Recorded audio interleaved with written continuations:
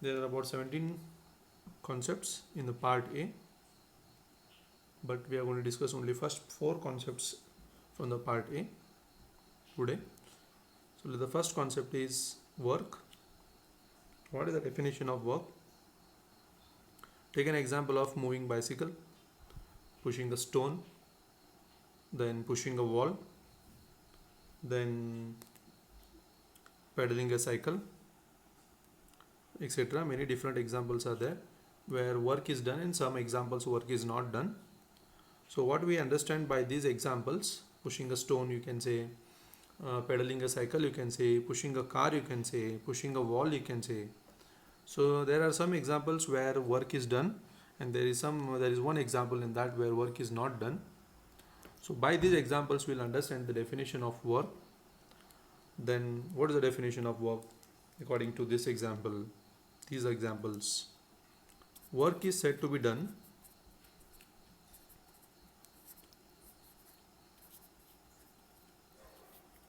when the force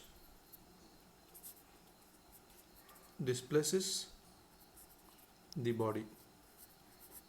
That is, body is moving. That is, change in position of body. Then the work is said to be done. Means pushing a car you can say, pushing a stone you can say, pedaling a cycle you can say. In these 3 examples work is done. But there was one more example I said, pushing a wall. Their work is not done. Why? Because body is not changing its position. So this is the definition of work, and there I give 4 examples of work. Then the second concept is measurement of work. How to measure the work? Okay. So now, as the definition says that work is said to be done when force displaces the body. When force displaces the body. These 2 words are important, force and displacement.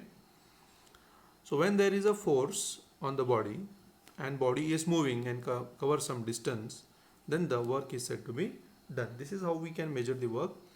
So measurement of work is done by the formula work is equal to force, means we are applying a force and there is a movement in a body, that is work is equal to force into displacement. So in short form, W is equal to F into S. This is the formula to measure the work done.